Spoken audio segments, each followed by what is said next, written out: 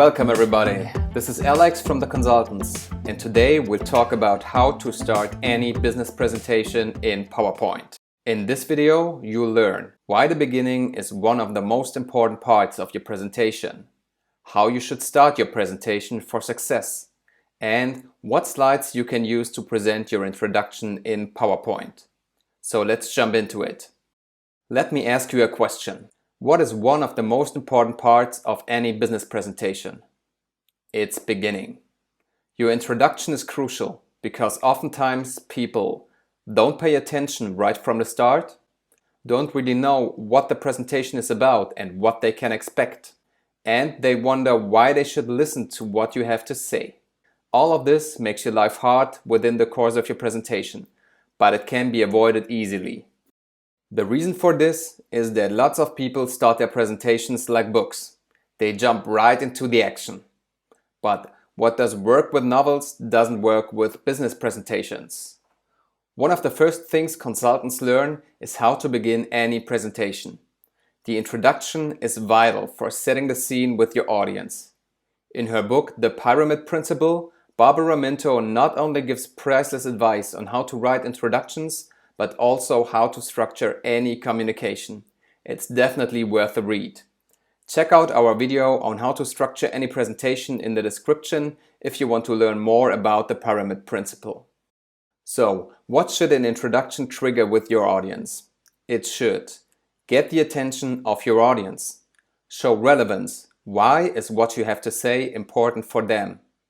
Tell them what they can expect from your presentation. Set the frame for your upcoming content and give them a starting point for everything that will follow. So let's take a look at what needs to go into your introduction.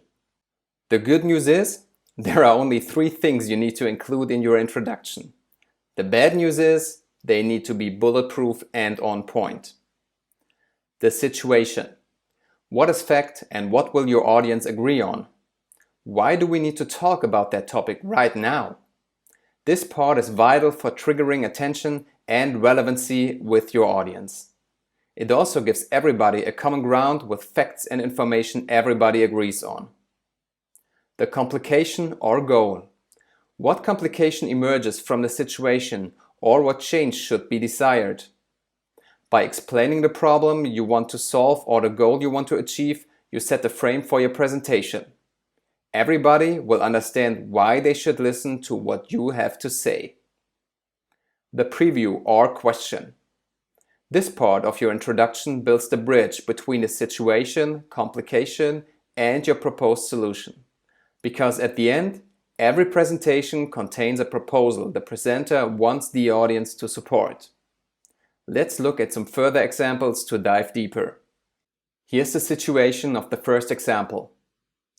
You have been working on your recommendations for new community playgrounds for over 3 months now. Next week you have to present your recommendations to the community committee. As you can see, this sums up all necessary facts for setting the stage. So what's the complication? I know that for you presenting in front of the committee often causes nervousness. This may put your project at risk when presenting it to the committee. Therefore, I'd like to give you some practical tips on how to reduce nervousness when giving a presentation.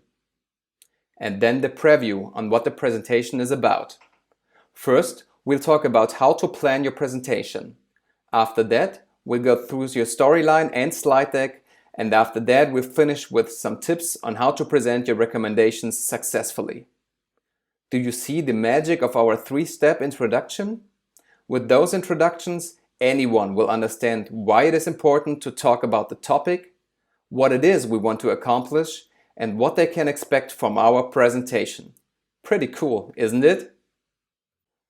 The second example shows a typical business problem. Here's the situation. Our customer satisfaction is at a historical low.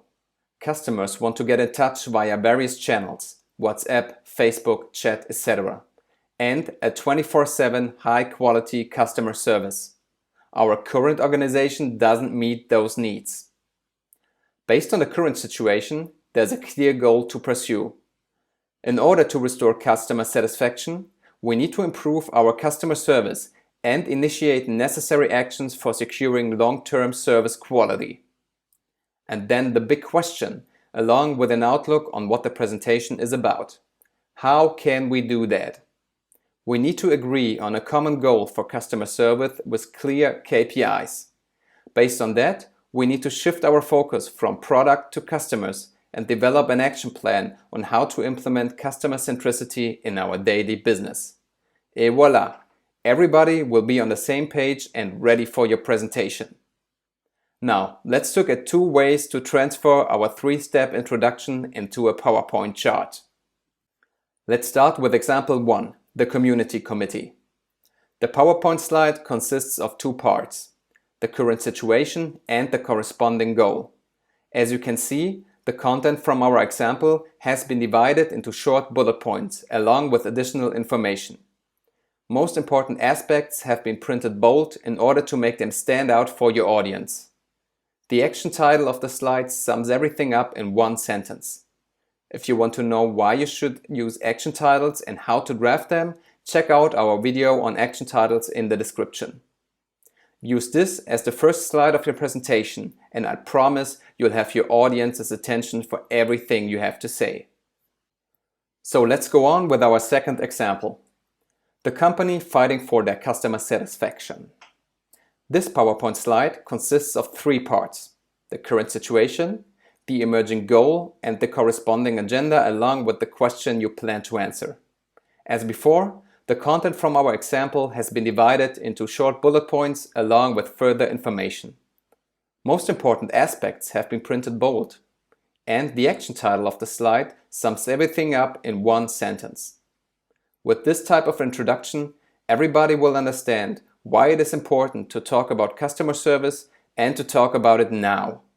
Why a common goal is needed to conquer the problem and what question you plan on discussing with your audience.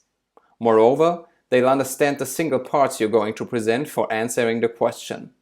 Agreeing on a common goal for customer service with clear KPIs, shifting of focus from product to customers, and developing an action plan on how to implement customer centricity in daily business. Both ways can be used for drafting your next introduction. Just see which one suits you better. You can download both slides as PowerPoint templates for your own use. Just follow the download link in the video description. So let's wrap it up real quick. Take time for your introduction, as it is one of the most important parts of your presentation. Develop it on paper by using the 3-step approach. Writing on paper will help you think more clearly and think through all important aspects before hitting enter on your computer. Revise it. After you've finished your first draft, take a few minutes off and take a second look at it afterwards. Put yourself in your audience's shoes and ask yourself if your situation contains all necessary information, if your goal or complication is comprehensible, and if your question or preview builds a bridge for everything you plan on presenting afterwards. Only at the end, transfer your introduction into a PowerPoint slide. In short, precise bullet points along with bold print for most important aspects and an action title summing up what you want to say. Alright folks, that's it for today. Thank you for watching this video. Please like and subscribe if you want to receive more tips on how to improve your PowerPoint skills. It will help us a lot.